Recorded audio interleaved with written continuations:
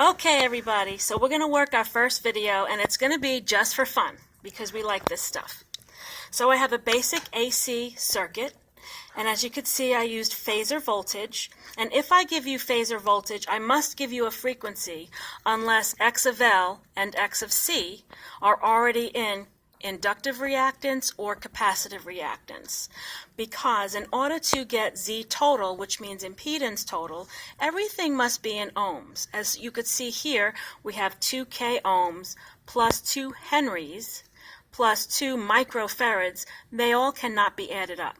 So this has to get inductive reactance, and this must be put in capacitive reactance. The equation for inductive reactance is X of L. It's 2 pi FL. This equation will never change, just the way that we use it. In the next video, we'll be using sinusoidal voltage, and you'll see the difference in how we plug in the numbers. So X of L equals, in this circuit, it's going to be 2 times pi times F, which is the frequency, is 160 hertz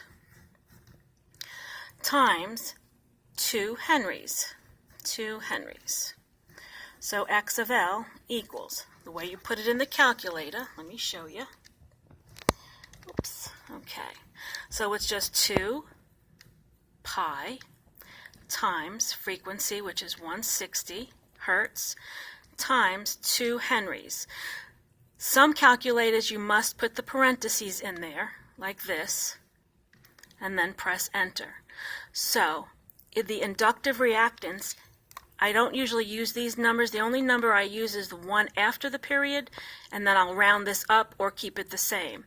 So the inductive reactance is 2.011 K ohms, and then we always add an angle of 90, if you remember correctly. Okay, so now this first one is in inductive reactance. So we cross this off, and we'll put the inductive reactance, which is in ohms. So it's 2.011 K ohms at an angle of 90. Okay, inductors are always at an angle of 90. Now we have to get X of C. X of C equation never changes. It's always 1 divided by 2 pi FC. So we just simply plug that in. X of C, in this case, is 2 pi. The frequency is 160 hertz. The capacitor value is 2 microfarads. 1. I have to put my 1 last because I'm kind of freaky. I like to see it in the middle, just for fun.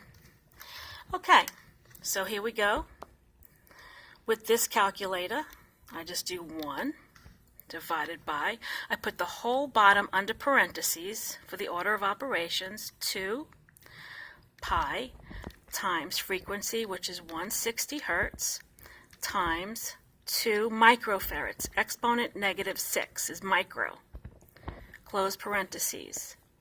So the capacitive reactance is 497.36 ohms. I'm going to use all these numbers just for fun.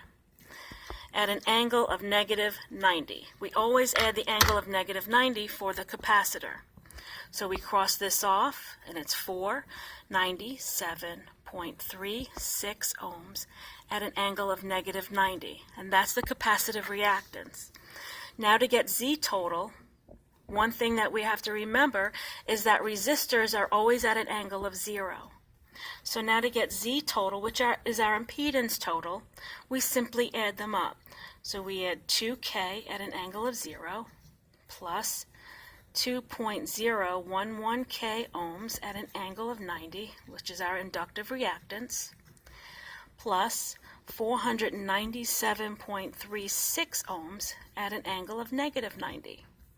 And we're going to get our Z total, formerly known as R total, right? In a series circuit, we simply add it up. And what's constant in a series circuit? That's right, current. Isn't this fun? Okay, so let me show you how to just simply add them up. So we have 2K shift angle 0 for our resistor plus 2.011K. Anytime you say K, it's exponent 3 at an angle of 90 plus 497.36 ohms at an angle of negative 90.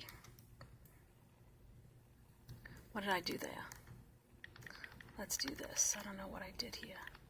I just messed up on that. Okay, so that's 90. So now we have 2K at 0 plus 2.11K at 90 plus 497.36 at negative 90. So our Z total, which is our impedance total for this circuit, is 2.508 K ohms at an angle of 37.12 degrees. Z total.